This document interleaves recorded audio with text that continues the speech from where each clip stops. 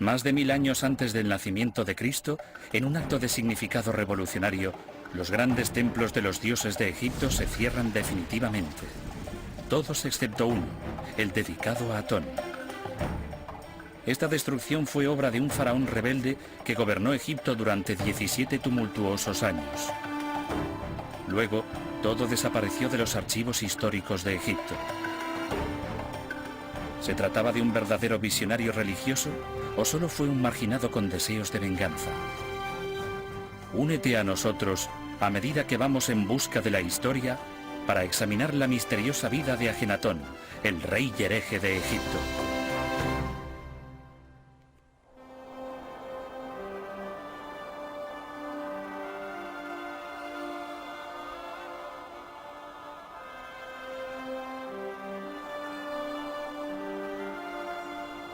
Los antiguos monumentos de Egipto han atraído la atención de los curiosos desde siempre. Los visitantes lo observan todo, desde las enormes pirámides de Giza hasta el más pequeño dibujo en la pared de un templo, como si buscaran un reflejo de la vida moderna entre la decadencia de los siglos pasados. A mediados del siglo XIX, los arqueólogos que trabajaban en las ruinas de Tebas creyeron que habían realizado un gran descubrimiento cuando desenterraron los primeros restos de un faraón hasta entonces desconocido. Los expertos empezaron a desenterrar bloques de piedra que mostraban un estilo artístico muy curioso, diferente a todo lo que se conocía del antiguo Egipto. Poco a poco el número de bloques fue aumentando y al final resultó que representaban a un faraón llamado Amenofis IV o Ajenatón. Más pruebas sobre este misterioso faraón salieron a la superficie en una llanura desolada a 300 kilómetros al sur de El Cairo.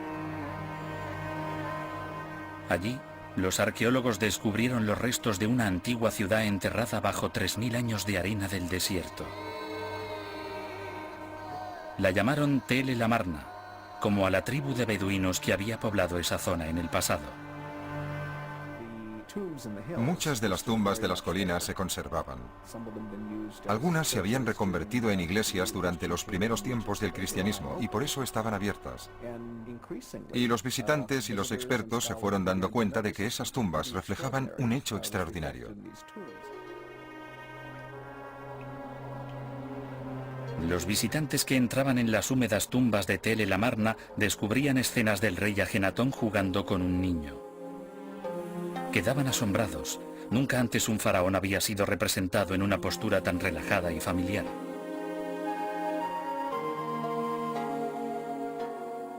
¿Y dónde estaban todas las divinidades que en otras tumbas egipcias figuraban de forma tan prominente? Este faraón parecía adorar a un solo dios, un curioso disco solar cuyos largos rayos descendían desde los cielos para otorgar al mundo la vida radiante. ¿Quién era este extraordinario faraón? Los eruditos modernos rápidamente le atribuyeron toda clase de etiquetas, desde el primer monoteísta hasta el primer humanista. Una de las cosas interesantes sobre Ajenatón y su época es que es como una historia de detectives. Nos ha dejado solo una serie de pruebas insignificantes, de pequeños fragmentos de un rompecabezas, y nadie ha podido encontrar hasta ahora una explicación totalmente plausible sobre lo que ocurrió. Por desgracia, existen pocas pruebas que nos expliquen quién era el verdadero Ajenatón y nos hablen sobre ese período de la historia de Egipto que conocemos como período amarniense. Todo lo que sabemos lo hemos extraído de los informes de la época, de los grabados en las paredes de los templos y en las tumbas de su ciudad olvidada.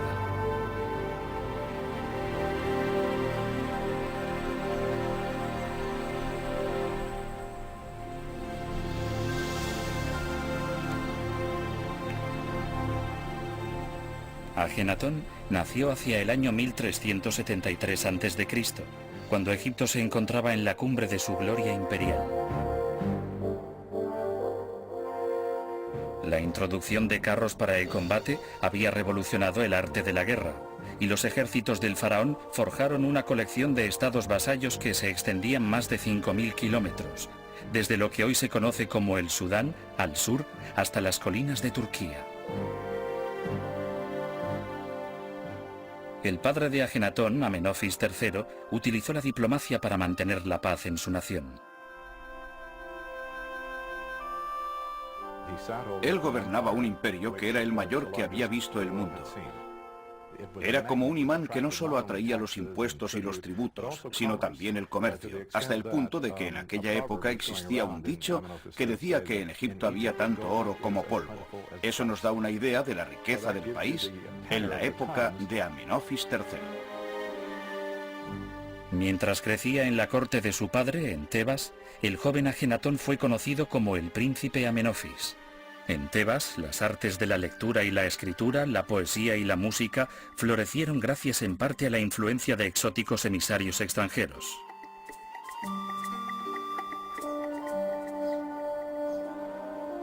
Tebas también era la capital religiosa de Egipto, una nación donde el culto a los dioses impregnaba la vida cotidiana. Usar la palabra religión es peligroso cuando hablamos del antiguo Egipto, porque nosotros tenemos una idea de la religión bastante diferente a la que tenían los antiguos egipcios. Ellos trataban de explicarse, por ejemplo, por qué crecen las plantas. Su respuesta era que debía existir una fuerza extraña que impulsaba esa transformación, y esa fuerza era un dios. Los egipcios oraban al dios Osiris por el poder de la vida, a Hathor por el amor y la felicidad. Estas fuerzas eran a menudo representadas con forma humana, a veces con la cabeza del animal con el que se asociaban. La mayor fuerza de la naturaleza, el sol, era la manifestación de un dios mucho más poderoso todavía, Amón. Aunque era representado como un hombre coronado con dos largas plumas, los egipcios creían que Amón era una fuerza invisible e irreconocible de la cual emanaban todos los demás dioses. Amón-Re no solo es el rey de los dioses, de algún modo es todos los dioses a la vez. Es la más elevada realidad que mantiene unido a todo el sistema. No era un sistema puramente politeísta, porque contenía los elementos principales del monoteísmo. Cada dios tenía su propio templo principal que albergaba una estatua sagrada de la divinidad. El sumo sacerdote depositaba ofrendas de bebida y comida ante la figura en una serie de rituales diarios. Ven a tu cuerpo, trae tu poder, tu magia y tu honor a este pan todavía caliente. Es el rey quien me ha enviado. El sacerdote invocaba el nombre del faraón porque, como rey, se creía que poseía una fuerza divina. El faraón servía como principal intermediario en todas las comunicaciones celestiales. El faraón tenía esta responsabilidad con la gente, y especialmente con los dioses, que eran considerados como las fuerzas que hacían del Valle del Nilo un lugar acogedor para los egipcios. Se esperaba que el rey asegurase los cuidados y el alimento de los dioses. Los templos se hicieron ricos. Que los templos se enriqueciesen significa que los sumos sacerdotes se enriquecieron, y significa que los templos principales se volvieron muy poderosos. La política de la religión podría haber influenciado al príncipe Amenofis a medida que crecía a la sombra de los dioses. Pero no existen muchas pruebas sobre la formación del príncipe. Es bastante probable que un heredero, un príncipe, pasara bastante desapercibido antes de su coronación. Simplemente porque la mayoría de los niños de la realeza no eran el centro de atención. Ningún heredero del antiguo Egipto lo era. Te convertías en el centro de atención cuando entrabas a formar parte de la vida pública. A Ajenatón esto le ocurrió hacia el año 1358 a.C., cuando siendo un adolescente fue coronado rey de Egipto.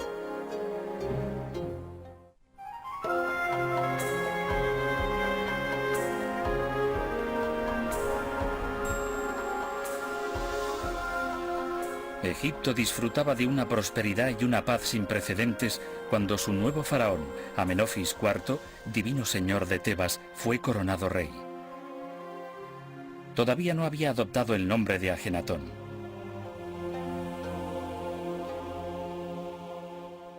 Probablemente recibió el título tras la muerte de su padre, aunque algunos sugieren que en realidad fue un corregente que compartió el trono con el viejo Amenofis III.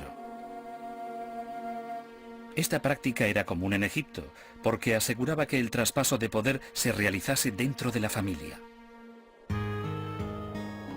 Para el joven faraón, los placeres de reinar pronto se hicieron patentes, ya que el nuevo soberano tenía ahora una reina. Se llamaba Nefertiti, que significa la hermosa ha llegado. Un busto pintado de la reina, hallado en las ruinas de Tel el Amarna, sugiere que era tan bella como su nombre indica. Nefertiti siempre ha fascinado a la gente. Pero si lo pensamos bien, no sabemos mucho de ella. Lo único que sabemos es que no era de ascendencia real porque nunca ostentó el título de hija de rey.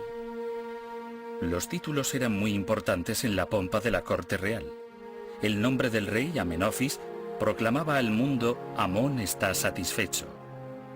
Aún así, él parecía cuestionar la legitimidad de su poderoso Dios. Desde el principio de su reinado, estuvo muy satisfecho del nuevo culto que había creado y que no tenía ninguna relación con nada que se hubiese hecho antes. Empezamos a ver un dios que se muestra en forma humana y con cabeza de halcón, que era la figura habitual del dios solar Rearactes. Pero cuando miramos la inscripción vemos que su nombre es Atón, y Atón significa disco solar.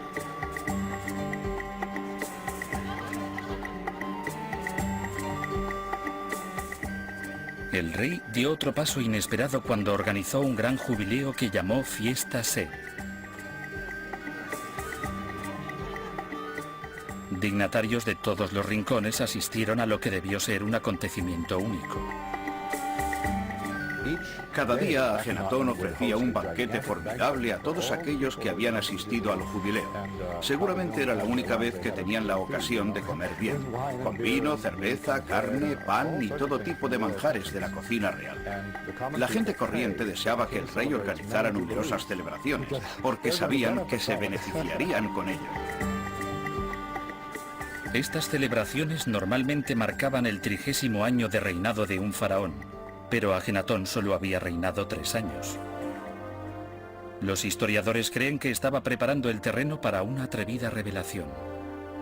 Porque fue durante estas fiestas cuando el faraón, orgulloso, inauguró un nuevo templo que no estaba dedicado a Amón, sino a Atón.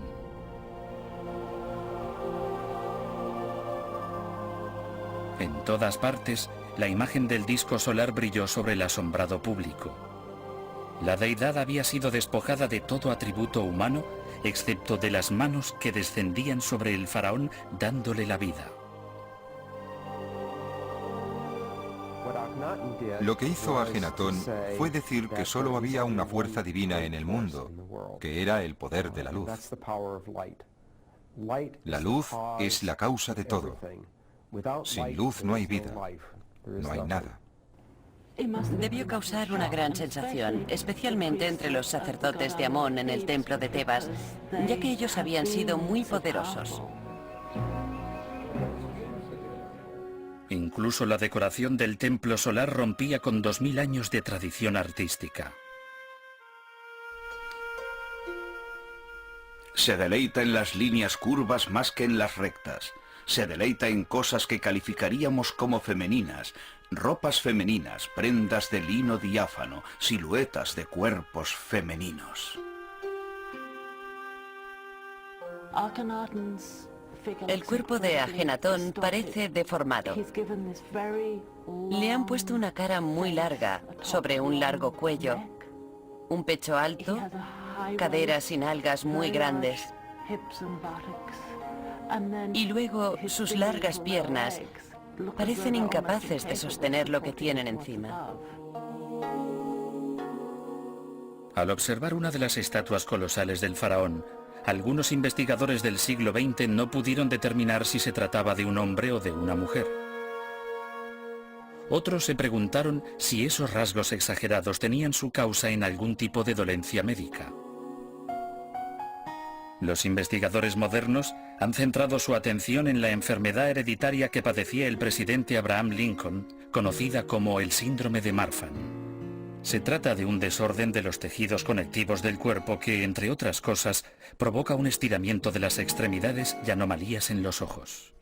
El debate sobre este tema aún sigue abierto, aunque algunos ya lo han descartado de pleno. Las deformidades esqueléticas de los que padecen el síndrome de Marfan son más o menos como las que observamos en los monumentos de Ajenatón.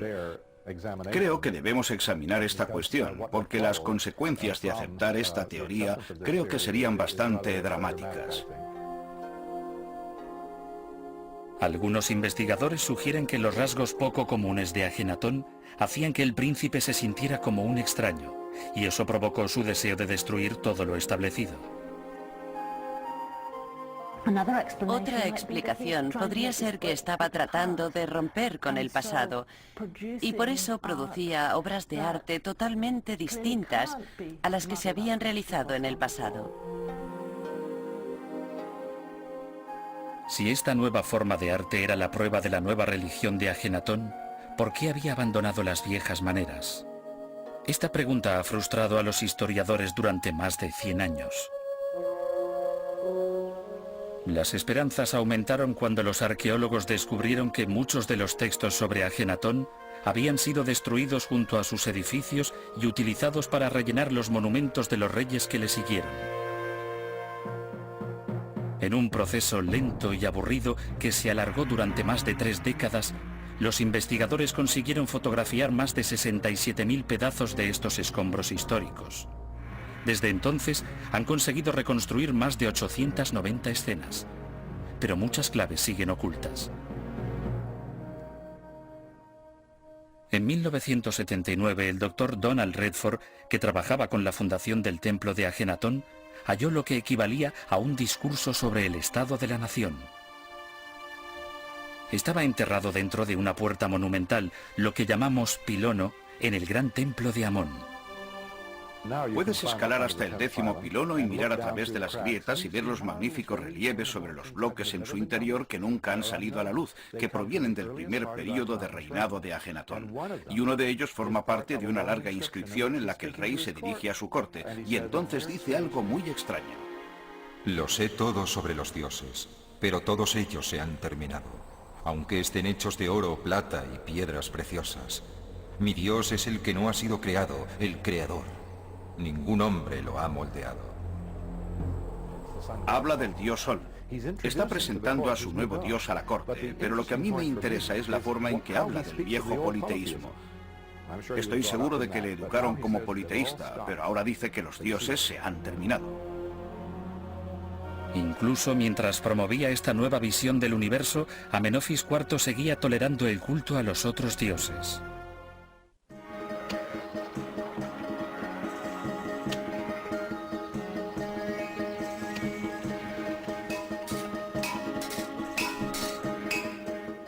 Durante siglos, las vidas de los egipcios se midieron según los ciclos de la naturaleza. Cada día representaba el renacimiento de la tierra y la eterna lucha entre el bien y el mal. En el siglo XIV a.C., los egipcios habían disfrutado de muchos años de Ma'at u orden armónico. Ahora, Amenofis IV amenazaba con sumergir al imperio en el caos, promoviendo la adoración a su nuevo dios, Atón, en detrimento de las viejas deidades. Amón se convierte en nada, y Atón se vuelve importante, y en consecuencia los sacerdotes del dios Amón le odiaban, porque eso acababa con las riquezas que podían ganar gracias a los faraones de Egipto. Los templos de los otros dioses en las ciudades de todo Egipto se vieron forzados a pagar un impuesto para sufragar el culto al dios Atón. No era mucho, no parece una extorsión, pero por otro lado, esta subordinación simbólica al nuevo culto representaba una humillación.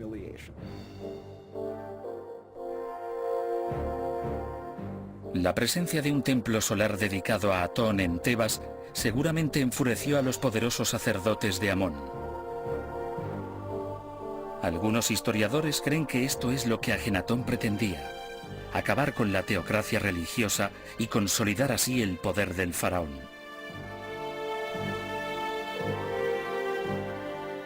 Los retratos poco ortodoxos del faraón adorando a su nuevo dios satisfacían su ambición, porque el único alto sacerdote en el culto a Atón era el propio rey. La forma tradicional de mostrar al rey junto a la deidad era situándolos al mismo nivel, cara a cara, de forma que la escena tenía dos puntos centrales. Pero ahora tenemos un dios que se sitúa en lo alto de la escena.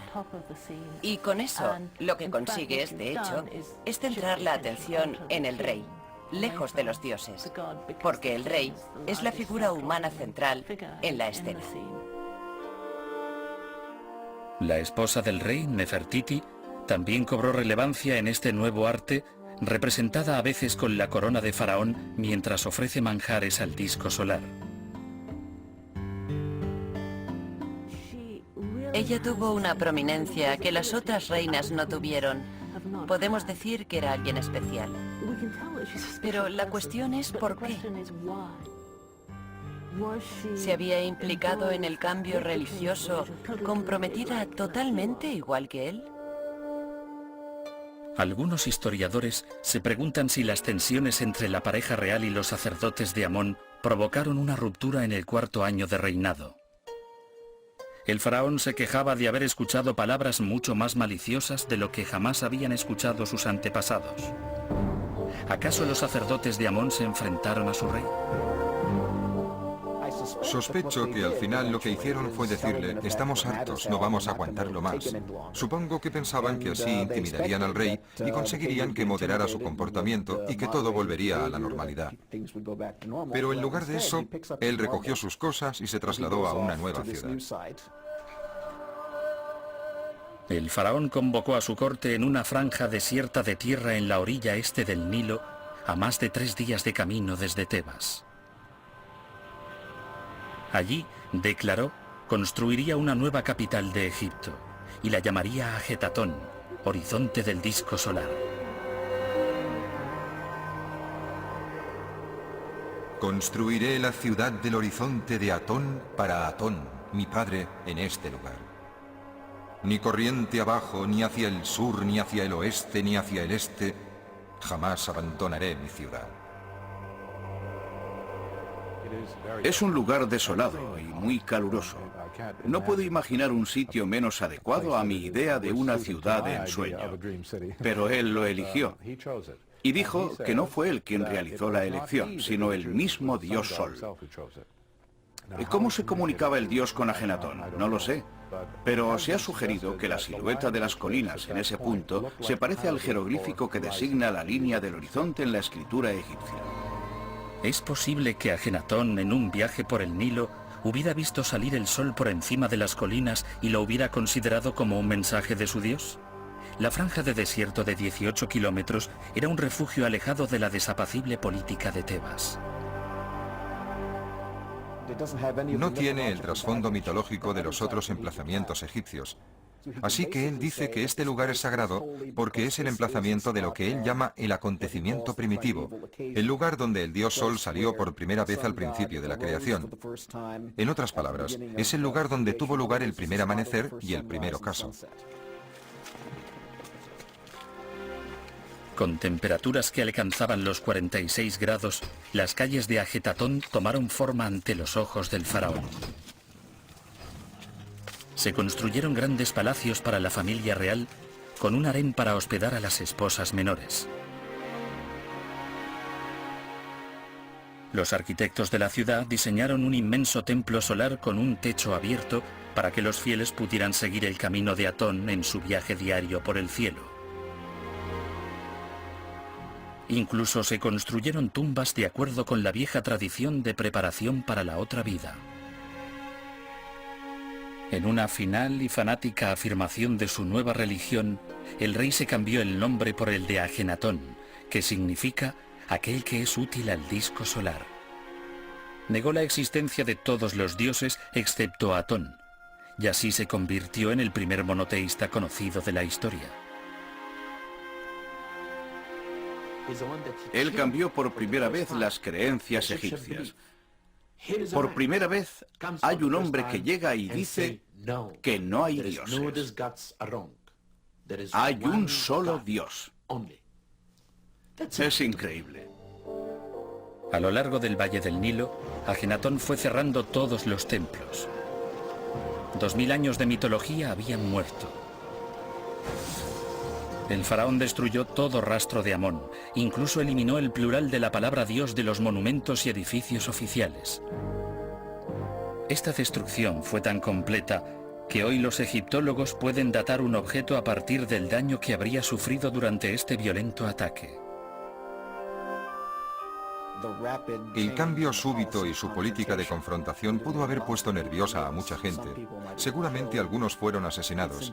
Una prueba de lo poco que sabemos del periodo amarniense es el hecho de que no sepamos quién fue atacado. Mientras el séquito real se dirigía hacia su nuevo hogar, Nilo abajo, Ajenatón sumía al imperio en un futuro incierto y peligroso.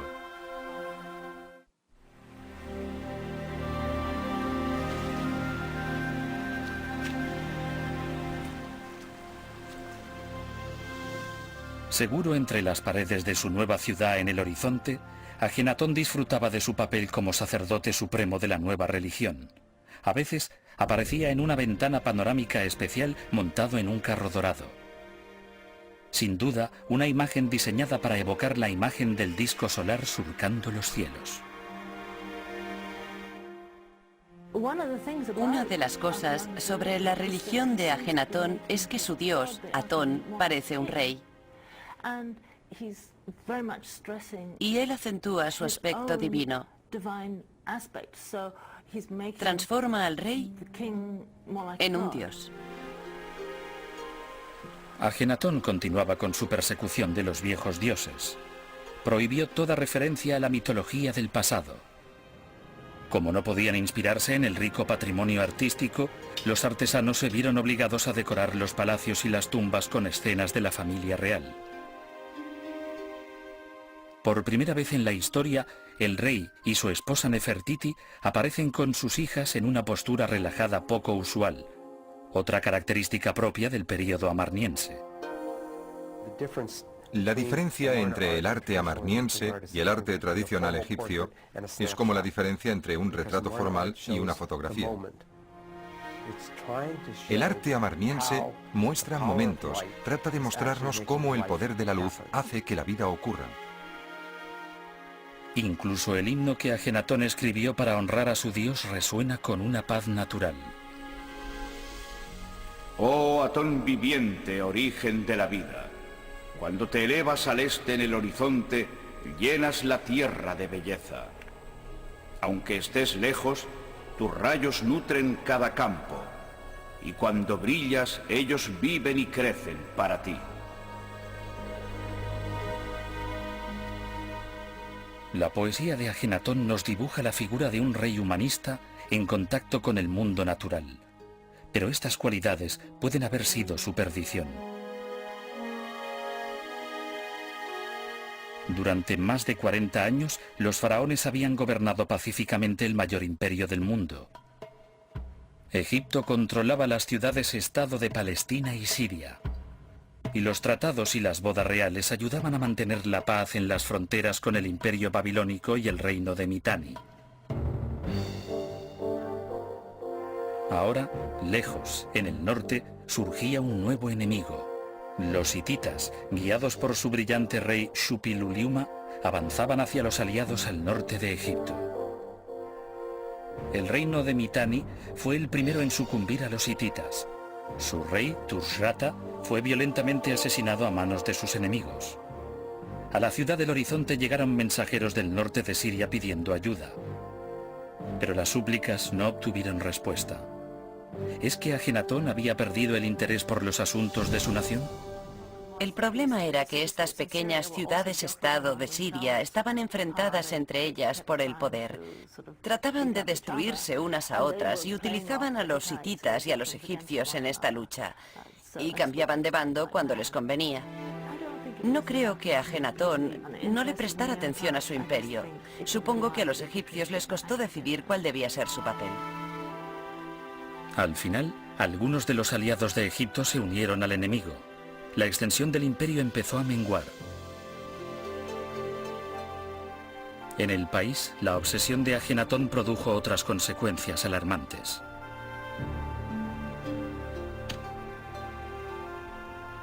La situación económica del país era grave. Se había permitido al ejército campar a sus anchas. Los recaudadores de impuestos habían estado estafando a los campesinos durante años.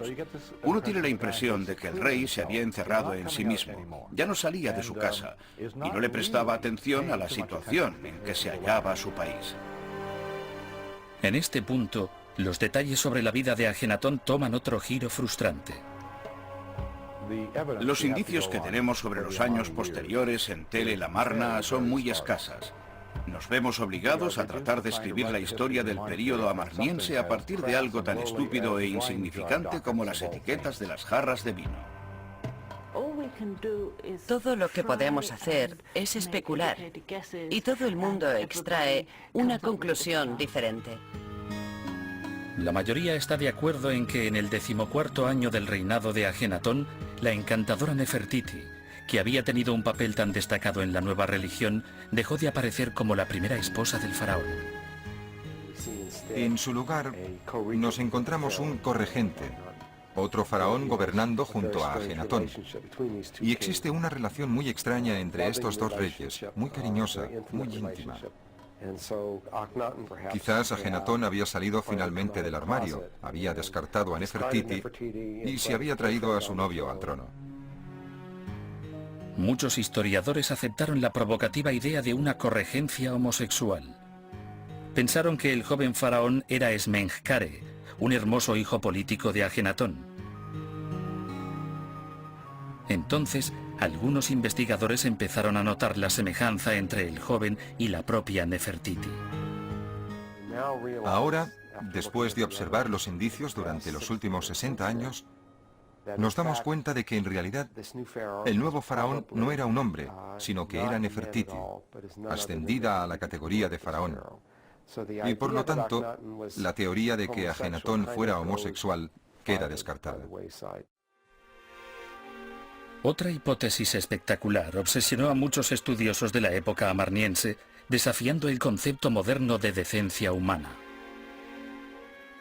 Se sabe que Ajenatón tuvo 6 hijas, y 2 de aquellas princesas tuvieron hijos propios. Entre sus títulos se encontraba el de esposas del rey, y eso dio pie a la especulación de que Ajenatón se habría casado con sus propias hijas con la esperanza de producir un heredero varón adecuado. Como egiptólogos tenemos que asumir que las prácticas culturales egipcias eran diferentes a las nuestras. Estamos hablando de un rey divino que trata de emular a los dioses. Y realmente eso era algo normal en la mitología egipcia.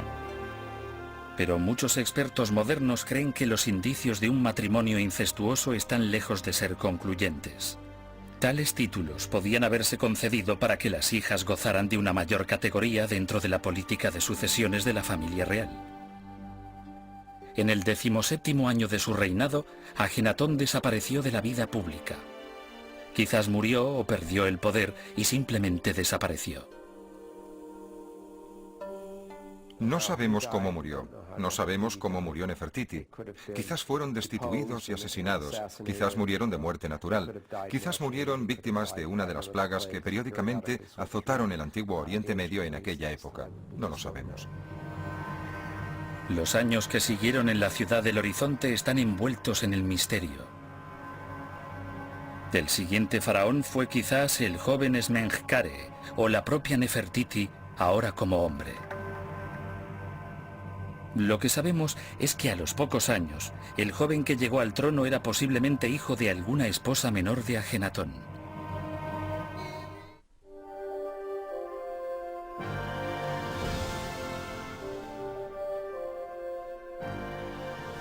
Hacia el año 1333 a.C., el recién coronado faraón, el joven Tutankamón, se enfrentó a la dura tarea de reconciliar a las facciones de su nación dividida. Quizás estaba emparentado con Ajenatón, podría incluso ser su hijo, pero su lealtad familiar no se extendió a Atón. Imagino que habría algún grupo de presión acechando entre bastidores. Quizás los viejos sacerdotes, especialmente los de Amón. Había que hacer algo. Tutankamón abandonó Tel el Amarna relativamente pronto. Y creo que este es el quid de la cuestión. Alguien se dio cuenta de que la ciudad estaba maldita, tenían que abandonarla, y esa fue la señal, en cierto modo, de que todo estaba cambiando, de que volvían al viejo orden de las cosas. La corte real se trasladó a Menfis, capital del Bajo Egipto. Se reabrieron los templos a lo largo de todo el territorio. Los campesinos volvieron a implorar a Hathor que les trajera buen tiempo, y Anubis reclamó su lugar a la entrada del reino de los muertos.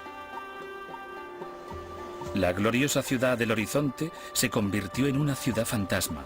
Los grandes palacios fueron destruidos, sus tumbas vaciadas. Para los egipcios debió quedar muy claro que Ajenatón no había gobernado según Lamat, por mucho que lo dijera. En realidad solo había subvertido el orden correcto del universo. La herejía de Atón fue tan denigrada que un faraón posterior, Horemheb, y sus sucesores arrancaron el rostro de la mayoría de las imágenes de Ajenatón y borraron su nombre de la lista oficial de reyes. Las ideas de Ajenatón fueron totalmente abandonadas. Y cuando alguien se refería a él, lo hacía en términos despectivos. El enemigo Ajenatón o el rebelde Ajenatón. Nunca más le volverían a llamar por su nombre. Los cambios revolucionarios de Ajenatón y de su dios desaparecerían con el tiempo bajo la arena del desierto. Cuando te sitúas al oeste en el horizonte, la tierra se queda a oscuras como los muertos. Los leones salen de sus madrigueras. Las serpientes muerden. La oscuridad reina. La tierra permanece en silencio.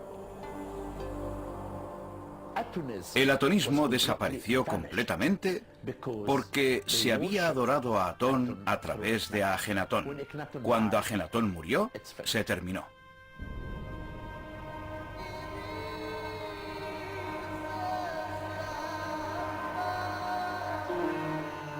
Pero ni con el paso del tiempo el legado del faraón iconoclasta ha querido desaparecer. En 1907, unos arqueólogos que excavaban en la antigua necrópolis situada a las afueras de Tebas descubrieron la entrada de una tumba hasta entonces desconocida. La pequeña cámara de su interior estaba llena de escombros, saqueada por los ladrones de tumbas durante alguna incursión lejana y olvidada. Pero los ladrones dejaron atrás la gran cripta funeraria de la madre de Ajenatón, la reina Tiye, y el ataúd llevaba el sello de la familia real de Tel el Amarna. Pero el nombre de su ocupante había sido arrancado o borrado. El cuerpo fue depositado en un ataúd, diseñado en realidad para un miembro femenino de la familia, seguramente una de las princesas, pero que se utilizó finalmente para un varón, bajo unas circunstancias que no acabamos de entender. Los arqueólogos esperaban que se tratara de Ajenatón, pero las pruebas realizadas posteriormente revelaron que la edad de la momia en el momento de morir era de unos 25 años, demasiado joven para ser el rey hereje. El ataúd no es más que otra pregunta sin respuesta en el enigma de este faraón. Creo que si Ajenatón hubiera presentado a Atón como el dios que contiene a todos los otros, y no como el único dios que excluye a todos los demás, hubiera tenido más éxito. Pero fue demasiado radical. Quizás nunca sabremos lo que ocurrió realmente en Tel el Amarna, pero quizás esta sea la esencia del atractivo de Ajenatón, porque se ha escrito más sobre su reinado que sobre cualquier otro faraón egipcio, incluido Tutankamón. Si observas la forma en que la gente ha interpretado a Ajenatón y sus creencias desde que fue descubierto en el siglo XIX, Veo que ha sido utilizado como una especie de espejo en el que la gente refleja sus propios puntos de vista. Hoy en día, la gente tiende a comparar a Ajenatón con algunos de nuestros carismáticos líderes más recientes. No con un San Francisco de Asís, pero sí con el Ayatolá Jomeini, por ejemplo. Hoy, por supuesto, el monoteísmo ha triunfado en todo el mundo, así que sentimos una especie de simpatía por los primeros monoteístas. Y creo que esa es una de las razones por la que deseamos ver a Ajenatón como nosotros. Queremos ver en él a un prototipo de Jesucristo o algo así. Para mí, esa es la razón por la que es tan popular hoy en día y por la que su popularidad no se desvanece. Las ruinas de la ciudad de los sueños de Ajenatón se abrasan bajo un sol ardiente. Y aún así, año tras año, los visitantes regresan a este lugar hostil. Quizás perciben algo tristemente familiar entre estas piedras erosionadas por el viento, una historia agridulce sobre la belleza y el peligro de las nuevas ideas. Pues un pensamiento liberador nacido en un estallido de idealismo puede terminar reducido al polvo bajo las garras implacables de la represión. Esta es una verdad cuyo eco resuena una y otra vez en las crónicas de la humanidad siempre que vamos en busca de la historia.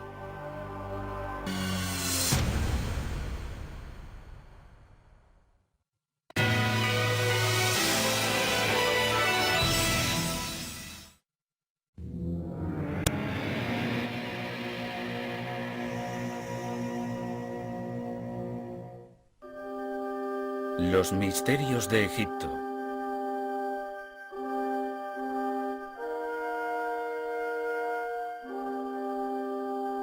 Luxor y el poderoso Amón-Re.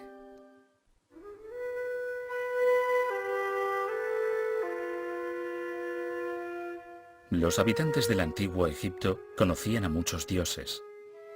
Los dioses controlaban cada movimiento de sus vidas, desde la llegada de la cosecha hasta la caída de la lluvia.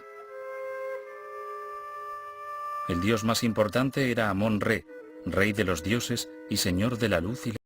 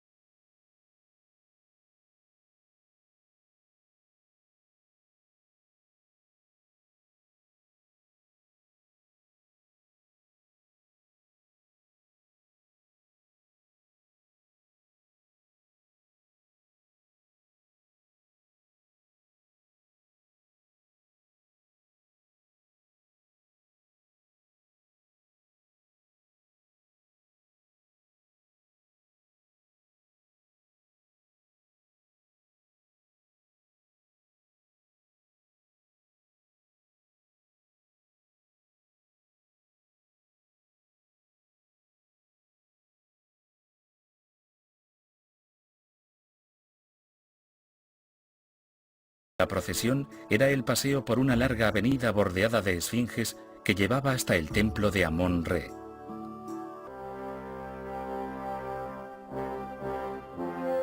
Como en muchos otros templos, una columna impresionante, una típica construcción egipcia hecha con dos torres monumentales, dominaba la entrada al templo de Amón-Re en Luxor. Allí se erguían dos obeliscos y estatuas colosales. Una de ellas representa al faraón Rameses II, quien hizo construir numerosos monumentos y templos durante su reinado, incluyendo algunas partes de los templos de Karnak y de